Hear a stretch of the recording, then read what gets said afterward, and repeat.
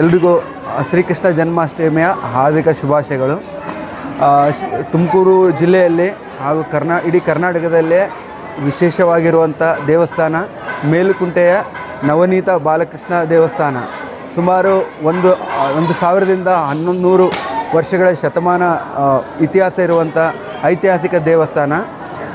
ಎರಡೂ ಕೈಯಲ್ಲಿ ನವನೀತ ಅಂದರೆ ಬೆಣ್ಣೆ ಹಿಡಿದುಕೊಂಡಿರೋ ಈ ಕೃಷ್ಣನ ಇಡೀ ಕರ್ನಾಟಕದಲ್ಲಿ ಎಲ್ಲೂ ಇಲ್ಲ. ಇಲ್ಲಿ ಶಿರಾ ತಾಲೂಕು ಇರೋದು ವಿಶೇಷತೆ. ಈ ದಿನ ಕೃಷ್ಣಂ ಒಂದೇ ಕೃಷ್ಣಂ ಜಗದ್ಗುರು ಎನ್ನುವಂತೆ ಶ್ರೀಕೃಷ್ಣ ಪರಮಾತ್ಮ ಹೇಳಿರುವ ಭಗವದ್ಗೀತೆ ಇಡೀ ಜಗತ್ತು ಎಲ್ಲರೂ ಒಪ್ಕೊಂಡಿರುವಂಥ ವಾಸ್ತವ ಹಾಗೂ ಸತ್ಯ. ಸೊ ಮೊನ್ನೆ ನಮ್ಮ ಒಲಿಂಪಿಕಲ್ಲಿ ಶೂಟಿಂಗಲ್ಲಿ 2nd ರ್ಯಾಂಕ್ ಬಂದಿರೋ ಇಂಡಿಯಾಗೆ ಬೆಳ್ಳಿ ಪದಕ ತಂದಿರೋ ಹೇಳಿದರು, ಓನ್ಲಿ ಕಾನ್ಸಂಟ್ರೇಷನ್ ಮಾಡಲಿಕ್ಕೆ ಸಾಧ್ಯ ಆಗಿರೋದು ಶ್ರೀಕೃಷ್ಣ ಹೇಳಿರುವಂಥ ಭಗವದ್ಗೀತೆಯಿಂದ ಮಾತ್ರ ಸಾಧ್ಯ ಅಂತ ಹೇಳಿರೋದು. ಸೊ ಇವತ್ತಿಗೂ ವಾಸ್ತವಿಕವಾಗಿರೋದು ಭಗವದ್ಗೀತೆ. ಈ ದಿನ ವಿಶೇಷವಾಗಿ ಶ್ರೀಕೃಷ್ಣ ಮಾಡಿರುವಂಥ 100 ವರ್ಷಗಳಿಂದ ಹಾಗೂ ಅವರ ಲೀಲೆಗಳನ್ನು ನೆನಪಿಸಿಕೊಂಡು ಎಲ್ಲರೂ ಬಾಲಕೃಷ್ಣ ಮತ್ತು ಬಾಲರಾಧೆ ಪಾತ್ರಗಳನ್ನು ಮಾಡಿ ಎಲ್ಲ ಸ್ಕೂಲಲ್ಲಿ ನೋಡಿರ್ಬೋದು. ಅದೇ ರೀತಿ ವಿಶೇಷವಾಗಿ ಇಲ್ಲಿ ಹೂವಿನ ಅಲಂಕಾರ ಹಾಗೂ ಪೂಜೆಯನ್ನು ಇಟ್ಕೊಂಡಿದ್ದಾರೆ ರಾತ್ರಿ 10:30 ಅಂತ ಹೇಳಿದ್ದಾರೆ.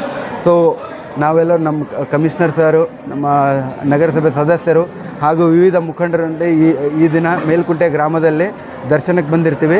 ಎಲ್ರಿಗೂ ಒಳ್ಳೆಯದಾಗಲಿ ಅಂತ ಹೇಳ್ತಾ ಒಂದೆರಡು ಮಾತು. ಸ್ಥಳ ಮೇಲ್ಕುಂಟೆ ಬಿಟ್ಟರೆ ಬೇರೆ ಇಲ್ಲಿ ಇನ್ನೊಂದು ಕಡೆ ಒಂದು ಶ್ರೀಕೃಷ್ಣ ದೇವಸ್ಥಾನ ಶಿರಾ ತಾಲೂಕಿನಲ್ಲಿ ಮತ್ತೊಂದಿಲ್ಲ ಅಂತ ನಾನು ಭಾವಿಸ್ತೀನಿ. ಒಂದು ಪಾವಿತ್ರತೆಯಿಂದ ಜನ ಸಹಸ್ರಾರು ಸಂಖ್ಯೆಯಲ್ಲಿ ಇಲ್ಲಿ ಬಂದು ಭಕ್ತಾದಿಗಳು ಸ್ವಾಮಿಯ ಮೊರೆ ಹೋಗ್ತಕ್ಕಂಥದ್ದು. ನಾವೆಲ್ಲರೂ ಕೂಡ ನಮ್ಮ ಹಿಂದೂ ಧಾರ್ಮಿಕ ಭಾವನೆಗಳು, ನಮ್ಮ ತಿಳುವಳಿಕೆಯಲ್ಲಿ ನಾವೆಲ್ಲರೂ ಕೂಡ ಜೀವನದ ಒಂದು ಅರ್ಥವನ್ನು ಕಾಣ್ತಕ್ಕಂಥದ್ದು ಭಗವಂತ ಶ್ರೀಕೃಷ್ಣ ಬೋಧಿಸಿರ್ತಕ್ಕಂತಹ ಭಗವದ್ಗೀತೆಯಿಂದ.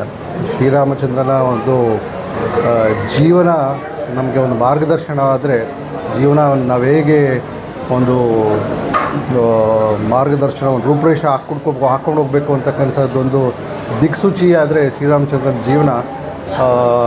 ಶ್ರೀಕೃಷ್ಣನ ಒಂದು ಜೀವನ ಸಂಪೂರ್ಣವಾಗಿ ಒಂದು ಅರ್ಥವನ್ನು ಬೋಧಿಸ್ತಕ್ಕಂಥ, ನಾವು ಹೇಗೆ ಒಂದು ನಮ್ಮ ಭಾವನಾತ್ಮಕವಾಗಿ ಒಂದು ಅರ್ಥಗರ್ಭಿತವಾಗಿ ಜೀವನವನ್ನು ಸ್ಥಾಪಿಸತಕ್ಕಂಥ ಒಂದು ತಾತ್ಪರ್ಯವನ್ನು ಹೇಳ್ಕೊಡ್ತಕ್ಕಂಥ ಒಂದು ಪ್ರಯತ್ನ ಭಗವದ್ಗೀತೆಯಲ್ಲಿ ನಾವೆಲ್ಲರೂ ನೋಡಿರ್ತಕ್ಕಂಥದ್ದು.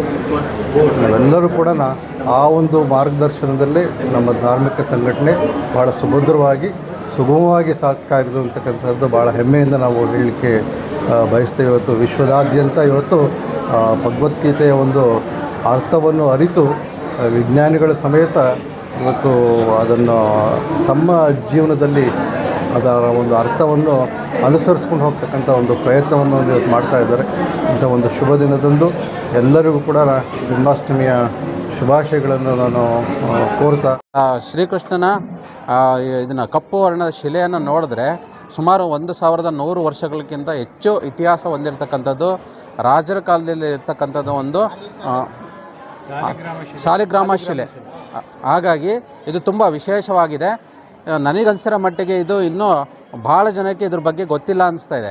ಇದ್ರ ಮೂಲಕ ನಾನು ಮಾಧ್ಯಮದ ಮಿತ್ರರಿಗೂ ಹೇಳ್ತೀನಿ, ಪತ್ರಿಕಾ ಮಿತ್ರರಿಗೂ ಹೇಳ್ತೀನಿ, ಇದ್ರ ಬಗ್ಗೆ ಹೆಚ್ಚು ಪ್ರಚಾರ ಹೋಗಬೇಕು. ಯಾಕೆಂತಂದರೆ ಐತಿಹಾಸಿಕವಾದಂತಹ ಇದು ದೇವಸ್ಥಾನ, ಇದು ನವನೀತ ಬಾಲಕೃಷ್ಣ ದೇವಸ್ಥಾನ. ನಿಜವಾಗ್ಲೂ ಭಾಳ ಜನ ಭಕ್ತಾದಿಗಳು ಬರಬೇಕು.